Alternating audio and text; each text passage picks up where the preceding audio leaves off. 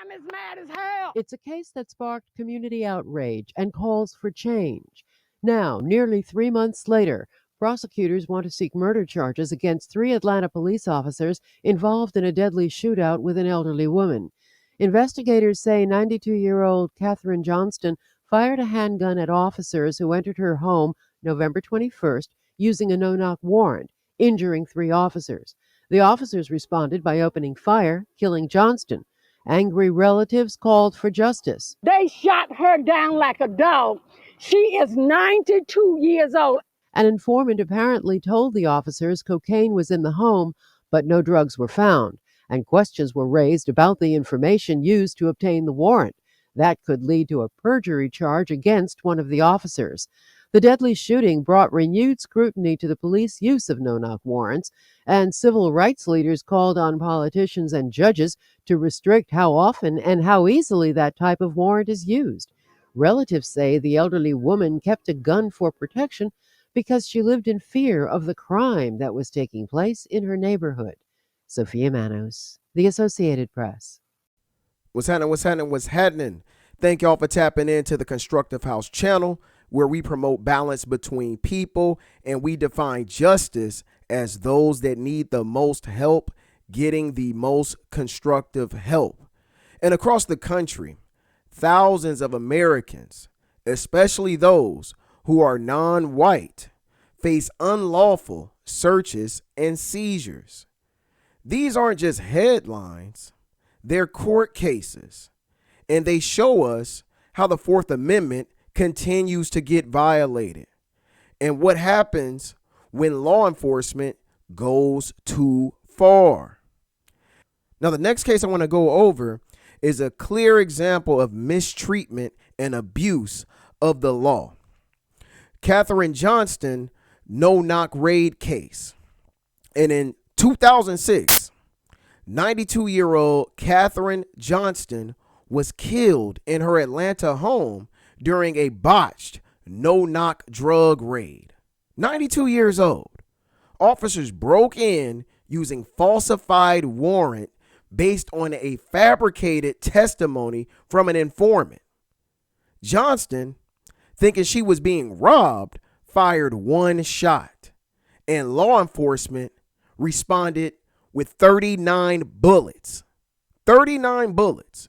No drugs were found in the home at all. This was fabrication from some informant who was probably working off some case in order to save his own or her own tail. Gave the address of a 92-year-old woman and got her in all kinds of mistreatment, abuse, and ultimately her untimely death. All based on violating the Fourth Amendment. The legal outcome was the 3 officers were convicted of manslaughter and civil rights violations. The case exposed the systemic abuse of the no-knock warrants, which is a violation of the Fourth Amendment. No reasonable cause, no reasonable suspicion, didn't even ask, just kicked in, knocked over everything. She fired one shot thinking she was being robbed. And then they responded with 39 bullets.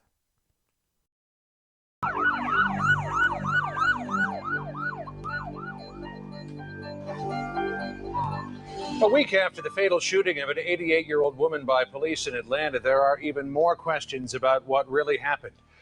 Who led officers to the woman's home is the subject of fierce debate, even within the police department.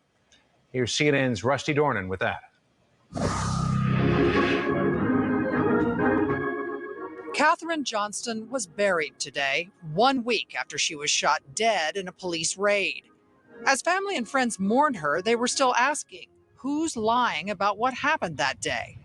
We know this much. When police burst through Johnston's door, she fired a gun, injuring officers. They returned fire, killing her.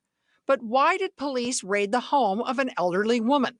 They had told a judge an informant had bought drugs at the house earlier that same day, so they were granted a search warrant.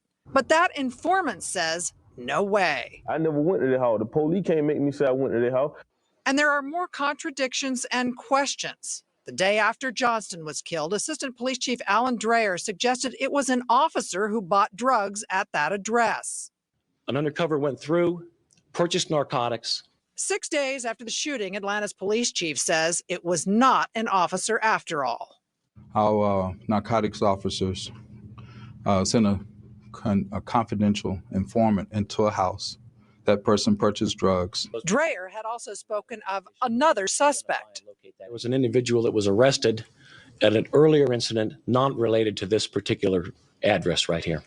Another search warrant issued after Johnston was killed states another suspect was taken into custody inside the residence. So who was it? I can't comment on that right now. And why was there a no-knock warrant issued allowing police to enter the house without warning? Narcotics officers had claimed in the affidavit their informant had warned there were surveillance cameras at Johnston's house. But now police refuse to say whether they found any cameras. All 7 narcotics officers in the unit have been placed on paid leave. The officers are saying one thing, the confidential informant is saying something else, and we don't know that. That's why I have asked for an independent review. A review directed by the FBI and Georgia state investigators. Outside Kathryn Johnston's funeral, many expressed distrust of the police. From the very beginning, I knew Miss Johnston wasn't a part of this, and I just feel real bad that we can't trust the police to do the right thing. But also confusion. If there is an informant that's coming out now, I hope that he's telling the truth. I really do. Many in Johnston's neighborhood are angry, bewildered, and saddened by what's happened here. But some are united by the hope that with outside investigators, justice in this case will be done. So the key takeaway here for this case is that warrants must be truthful and specific. Mistakes or lies can actually be fatal, and we have to keep that in mind. That's why it is oh so constructive to be aware of your Fourth Amendment rights.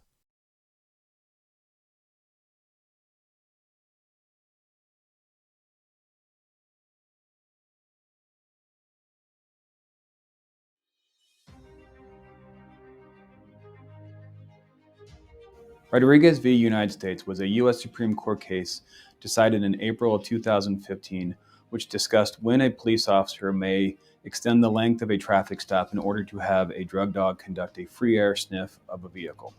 The court held that a police stop, which exceeds the time needed to handle the matter for which the traffic stop was originally initiated, violates the Fourth Amendment to the U.S. Constitution. The traffic stop becomes unlawful if it is prolonged beyond the time reasonably required to complete the mission of issuing a citation or warning in the first place.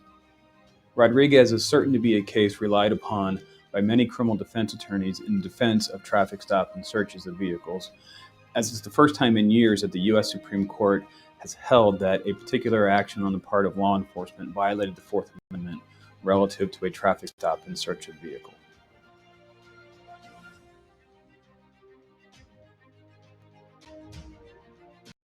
Rodriguez versus the United States in 2015. Denny Rodriguez was pulled over in Nebraska for briefly veering onto the shoulder. And the officer went ahead, issued him a warning, but then delayed Rodriguez for 7 minutes to wait for a drug-sniffing dog. The dog alerted to methamphetamine, and Rodriguez was arrested. So the problem with that is that they issued a warning and the stop should have been over. But they arrested him after waiting 7 minutes for a drug sniffing dog to come sniff out the car, even though they already had issued out a warning for the violation that he committed. So the legal outcome was that the Supreme Court ruled that extending a traffic stop beyond its original purpose without reasonable suspicion is a violation of the Fourth Amendment. See, a car is not a free-for-all. If they stopped you for veering over the shoulder or onto the shoulder, then that's it. They either issue a ticket or give you a warning and let you on about your day. Your car is not a free-for-all. Once the reason for the stop is resolved, officers cannot prolong it without a new probable cause. Is that okay if I write with the government, if I write those words in an opinion? That's right, but we don't think that a dog sniff performed right after the ticket per se unreasonably prolongs the stop. And if I could give you a hypothetical that... Well, how those words in an opinion? That's right, but we don't think that a dog prolongs the stop. Is the dog sniff? I thought the position that I've tried to say, let me state it more clearly, I think. It is unlawful to have the dog sniff where the dog sniff unreasonably prolongs the stop.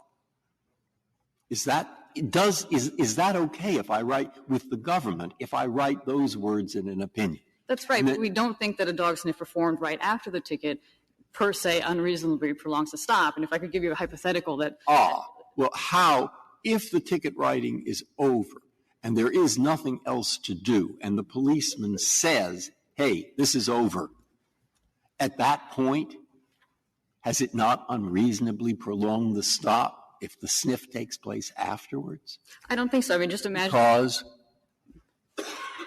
it takes only 2 minutes, and that's not unreasonable, right? That's right. And it Big doesn't... deal. The dog walks around the car for 2 minutes. That's no, it's only a violation of the Fourth Amendment for 2 minutes. The third case I want to dive into is the Terry stops that escalate. Now, the term Terry stop comes from Terry versus Ohio from 1968, a case that allowed brief detentions based on reasonable suspicion. But in practice, many stop and frisk encounters rely on vague hunches, not reasonable suspicion. And these stops disproportionately target non-white individuals and often escalate into violence. See, the Fourth Amendment protects you over unreasonable searches and seizures. They must have a reasonable cause to stop and go through your stuff. It's not a free-for-all. And in legal context, Terry stops require specific, articulable facts, not just a gut feeling. Courts have ruled that racial profiling and vague suspicion do not meet the legal standard. Keep that in mind. That's why you do need the Fourth Amendment Awareness Toolkit.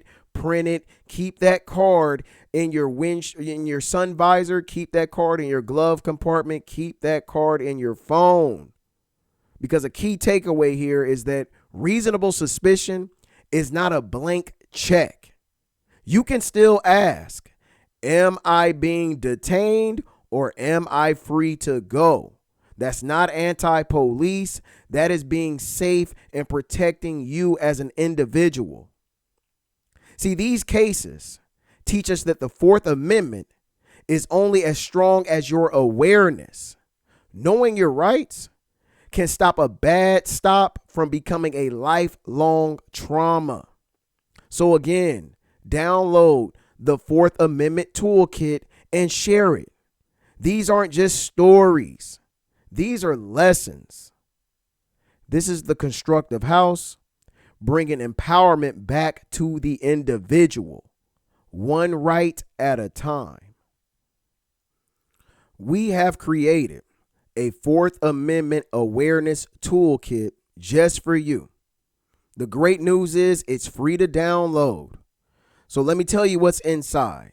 See, you'll get a printable card with your basic rights, a checklist for what to do during stops, state-specific laws and hotlines you can contact. All you got to do is click the link in the description to grab it for free, and keep a copy in your glove box, your wallet, or just save it in your phone. Because knowing your rights is not about being anti-police or anti-law enforcement. It's about protecting yourself in a system that does not promote balance between people. Always, always remember, justice is guaranteeing that those that need the most help get the most constructive help. That's justice. So until next time, stay aware, stay calm, stay protected, and stay constructive. This is the Constructive House, where knowledge builds empowerment.